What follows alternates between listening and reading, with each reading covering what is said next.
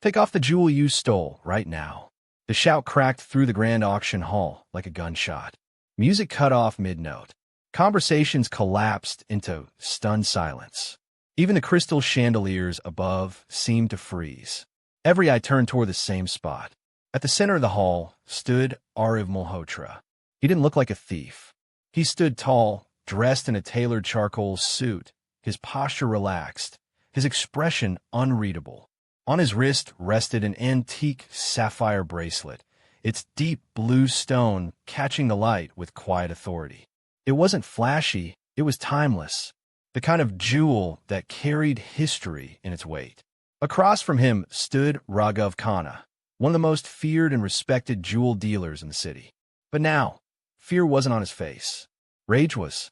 His finger trembled as it pointed straight at Ariv. "That bracelet belongs to my family," Raghav shouted. "Security! Arrest him! He's a thief!" A sharp gasp rippled through the room. Phones were raised. Cameras flashed. Whispers rushed from table to table like fire racing through dry grass. Did he really steal it? That's the Khanna's sapphire. Who is that man? Two security guards moved forward, their hands hovering near their belts. Ariv slowly turned in a circle, taking in the faces around him, curious, judgmental, eager for drama. His eyes were steady, his breathing calm. No panic, no anger, just quiet disbelief. "I didn't steal anything," he said, his voice low but firm. Raghav let out a harsh laugh, loud enough to cut through the murmurs. "Oh, please," he sneered. "That jewel disappeared from my private vault 20 years ago. It was locked, guarded, untouchable. And now you walk in here, wearing it like it's a fashion accessory." He stepped closer, his shadow stretching toward Ariv. "You expect us to believe that's a coincidence?" The guards closed the distance. The auction host, pale and sweating, stepped between them. "Gentlemen, please," he stammered. "Sir," he said to Ariv, "this is a serious accusation. Do you have any proof that the bracelet is yours?" The room leaned in. Ariv looked down at the sapphire, its surface reflecting the chandelier lights. For a brief moment, something flickered in his eyes. Not fear, but memory. Then he looked up. A faint smile touched his lips. "Oh, I have proof," he said calmly. Raghav scoffed. "Then show it." Ariv's gaze locked onto Raghav's, steady, unblinking. "But before I do," he continued, his voice dropping just enough to chill the air, "you should know something." The room went completely still. "This proof," Ariv said, "doesn't just tell you who owns the jewel." He paused. "It reveals how it was taken, who lied about it, and what it cost them." Raghav's smile vanished. For the first time that night, he looked afraid. The sapphire bracelet wasn't just beautiful. It was legendary. Among collectors, it was whispered about with reverence. Deep blue, perfectly cut, untouched by time. A jewel that didn't just shine, it commanded silence. People called it the Blue Covenant, a symbol of power, legacy, and control. For decades, everyone believed the same story, that it had been passed down through generations of the Khanna family, worn only by men who ruled markets, crushed rivals, and decided who rose and who disappeared. Or so everyone believed, because there was another story, a story Raghav Khanna had buried so deep that even he had started to believe it was gone forever. 20 years ago, before the Khannas became untouchable, there was another name whispered with equal respect. Vikram Malhotra, a self-made businessman. Honest, quiet, dangerous only because he refused to bend. Vikram owned land everyone wanted, property positioned at the heart of the city's future. When developers came knocking, he refused. When pressure followed, he stood firm. And when threats arrived, he didn't back down. That was when everything changed.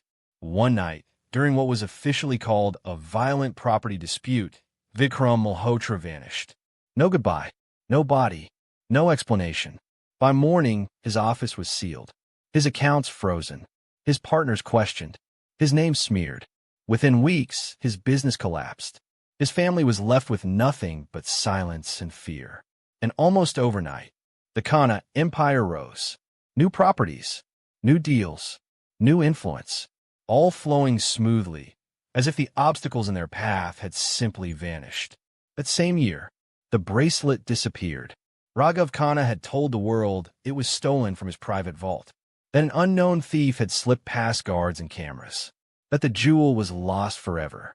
A tragedy, he said, but the truth was far uglier. The Blue Covenant had never belonged to the Khannas.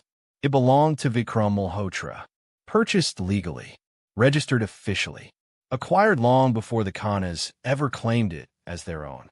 And the man now wearing it, Arif Malhotra, was Vikram's son. The room buzzed as Raghav stepped forward, his face red with anger, his control slipping by the second. "Enough of this drama," he snapped. "Take it off. Now, remove it, or I swear I'll have you arrested before this night is over." Security shifted nervously. The auction host swallowed hard. Arif didn't argue. He didn't raise his voice. Instead, he slowly reached for the clasp. The soft click echoed louder than any shout. The bracelet slid into his palm, but instead of handing it over, Arif walked forward and placed it gently on the table, right between them. The sapphire caught the light, calm, unbothered, as if it had waited years for this exact moment. The crowd leaned in. Arif lifted his eyes and looked straight at Raghav Khanna. Not with hatred, with certainty. "Before I take it off forever," Arif said evenly, "let me tell everyone how you got in the first place." Raghav's jaw tightened. "You're lying," he snapped. "You're making stories to save yourself." Arif nodded slowly. "That's exactly what you said 20 years ago," he replied. A murmur swept through the room. Arif continued, his voice calm but cutting. "My father refused to sell his land. He refused to hand over his business. And when he wouldn't bend, you broke him." Raghav laughed nervously. "Prove it." Arif reached into his jacket. The room held its breath. He pulled out a thin leather folder, worn, old but carefully preserved. Inside were purchase receipts, stamped and signed, property records, jewelry registration papers, all bearing the same name, Vikram Malhotra. Arif placed them one by one on the table, next to the bracelet. "This jewel was never stolen," Arif said quietly.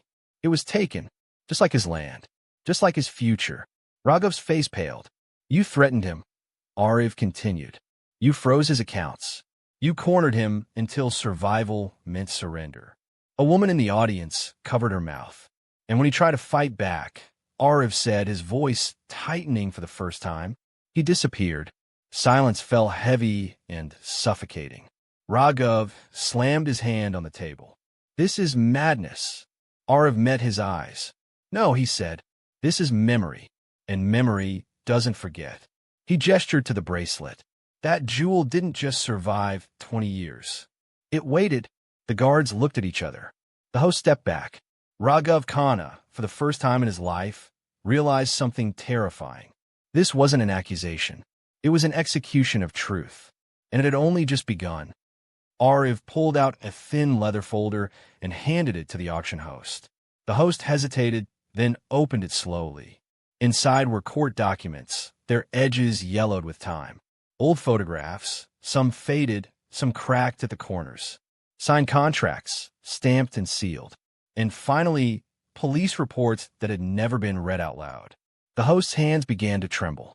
Arif turned to the crowd. "This jewel was bought by my father in 1995, he said clearly. Paid in full, legally registered under his name." A murmur spread across the hall. Raghav Khanna's jaw tightened. His lips pressed into a thin line. Arif continued. "But 1 year later," he said, "my father refused to sell his land to Mr. Khanna." He paused, and suddenly everything in his life collapsed. The room fell quiet. His business was accused of fraud, Arif said, without warning, without proof. His accounts were frozen overnight. Suppliers disappeared. Partners backed away. Arif looked straight at Raghav. He was threatened, he added softly. Not once, not twice, but until fear became part of his daily routine. No one moved. "My father was forced to hand over assets just to survive," Arif said quietly. "Property, shares, documents." His voice lowered. "Including this bracelet." A collective breath was held. And when he finally tried to fight back, Arif stopped. The pause stretched painfully long. He disappeared. A sharp gasp escaped from somewhere in the crowd. A woman covered her mouth. Another man whispered, "Oh my God." Raghav suddenly exploded. "Lies," he shouted. "All lies. This is a setup. You're twisting old stories to humiliate me." His voice echoed off the walls, desperate now, sharp with panic. Arav didn't respond. He reached into his pocket and pulled out his phone. The screen glowed. "This," Arav said calmly, "is why I waited 20 years." He pressed a button. A recording filled the auction hall. A voice, cold, confident, unmistakable. Raghav Khanna's voice. "Get rid of him. The jewel, the land, everything stays with us. Make sure there are no problems." The words hung in the air like smoke. The recording ended. No applause. No whispers. Just silence. Heavy, crushing, deafening. Raghav staggered back a step. "That," he stammered. "That's fake. Edited. You can't prove anything." But his eyes betrayed him. They darted toward the guards, toward the exits, toward anywhere but Arif. The auction host slowly closed the folder. "I recognize these documents," he said carefully. "Some of them were sealed. They were never supposed to resurface." Arif nodded. "My father trusted the system," he said, "and the system failed him." He looked around the room, but memory didn't. Arif turned back to Raghav. "You thought time would erase everything," he said. "That fear would keep people silent. That money would bury the truth." His voice hardened, but time only made the evidence clearer. Raghav slammed his hand on the table again, his confidence cracking. "You have no body, no case. You can't prove he's dead." Arif took a slow breath. "I don't need to," he said. "I only need to prove what you did while he was alive." He gestured toward the documents. Extortion, coercion, asset seizure under false charges. The guards shifted their stance. "And the jewel?" Arif added. "That was just the proof you were arrogant enough to keep." Raghav's voice dropped. "You think this changes anything?" Arif nodded once. "Yes." He leaned slightly forward. "Because tonight, everyone sees what you really are." The crowd was no longer watching a scandal. They were witnessing a collapse. Arif picked up the bracelet and held it up. "My father didn't disappear because he was weak," he said. "He disappeared because he refused to bow." He placed the bracelet back on the table. "And tonight," Arif said, "that refusal finally speaks." Police sirens echoed faintly outside. Raghav Khanna's shoulders slumped. For the first time, his power meant nothing, because the truth had arrived, and it wasn't leaving. Raghav Khanna had made one fatal mistake. He believed Arav Malhotra was weak. He believed grief would break him. That time would dull memory. That fear would silence truth. He believed the past was buried deep enough to never rise again. And most of all, he believed that wearing the jewel in public would never happen. But Arav had done the one thing powerful men never expect. He waited. While Raghav expanded his empire, Arav rebuilt his life from the ground up. He studied law late into the night. He learned how systems worked and how they failed. He gathered documents others had forgotten. He tracked people who had been paid to stay silent.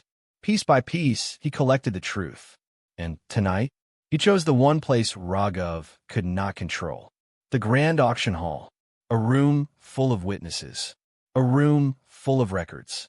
A room full of people who would never forget what they saw. The first police officer stepped inside quietly. Then another. Then four more. Their presence cut through the tension like a blade. Security guards immediately shifted position, standing between Raghav Khanna and the exits. For the first time in decades, Raghav had nowhere to go. The lead officer approached, his voice steady and official. "Mr. Raghav Khanna," he said, "you are under arrest for fraud, coercion, illegal asset seizure, and involvement in an unsolved disappearance." The words landed like blows. Raghav's knees gave out. He collapsed into a chair, his hands gripping the armrests, as if they could keep his world from falling apart. Cameras clicked furiously. The same people who once smiled at him now stared in silence. Some shocked, some satisfied, some ashamed. His empire, built over 20 years, destroyed in seconds. "You can't do this," Raghav shouted suddenly. "I know people. I built this city." The officer didn't flinch. "You built it on lies," he replied. As handcuffs clicked around Raghav's wrists, his face twisted with fury and fear. He turned toward Ariv, his voice breaking into a scream. "You should have stayed silent," Raghav yelled. "You could have lived comfortably. You could have walked away." The room echoed with his desperation. Ariv stepped forward. He didn't raise his voice. He didn't smile. He simply said, softly but clearly, "You should have stayed honest." The words cut deeper than any shout. As Raghav was pulled to his feet, his eyes searched the room for allies. There were none. The same people who once feared him now refused to meet his gaze. Because power disappears the moment truth arrives. The doors of the auction hall opened. Cold night air rushed in, and Raghav Khanna was led away, not as a king, but as a criminal. Ariv remained where he was. The noise slowly returned to the room. Whispers, murmurs, shaken breaths. The auction host approached cautiously. "I'm sorry," he said, "for what your family endured." Ariv nodded once. "This wasn't about revenge," he replied. "It was about memory." He walked to the table and picked up the sapphire bracelet. For a moment, he held it in his palm, the same way his father once had. "This jewel witnessed everything," Ariv said. Silence. Threats. Lies. He closed his fingers around it. But tonight, it finally told the truth. Weeks later, investigations would reopen. Properties would be seized. Records would be audited. Names would fall. But that night, something more important happened. Fear lost its grip. Ariv looked around the hall one last time. Then he turned and walked out. Not as a victim, not as a thief, but as a man who proved that time doesn't erase truth. It only waits for the right moment to return. The auction resumed later that night. The lights came back on. The soft music returned. The host cleared his throat and tried to restore order. But nothing felt the same. The chair where Raghav Khanna once sat remained empty, and the sapphire bracelet was no longer for sale. Ariv stood quietly near the table, the jewel resting in his palm. For years, people had admired it for its beauty, its value, its power. But to Ariv, it wasn't wealth. It was closure. He turned to the auction host, his voice steady but heavy with emotion. "My father didn't live to see justice," Ariv said. "He died believing the world had forgotten him." He paused, then added softly, "But tonight he was heard." The host nodded, unable to speak. Around them, conversations resumed in hushed tones. Guests whispered not about prices or bids, but about truth, courage, and the fall of a man once thought untouchable. Weeks passed. What began in an auction hall turned into a national investigation. Old cases were reopened. Hidden records surfaced. Bank accounts were audited. Property deeds were re-examined. Names that once commanded fear were suddenly printed in headlines, followed by words like fraud, coercion, and conspiracy. The Khanna legacy collapsed piece by piece. What was once praised as a powerful dynasty became a warning story told in business schools and courtrooms alike. A lesson carved into history. And Ariv? He didn't seek interviews. He didn't chase fame. He quietly walked into a museum one morning, carrying a small velvet box. Inside rested the sapphire bracelet, not as a trophy, not as revenge, but as truth. He donated it under its rightful name, Vikram Malhotra. A plaque was placed beside it, not praising wealth, but honoring integrity. Visitors would stop, admire the jewel, and then read the story behind it. A story of silence broken, a story of power challenged, a story that proved one simple truth. Some jewels aren't meant to be worn. They're meant to expose the truth. And as Ariv walked out of the museum, the sun rising behind him, one thing was clear. Justice doesn't always arrive on time, but when it does, it arrives prepared. Remember this. Power can steal silence, but truth always comes back, wearing proof.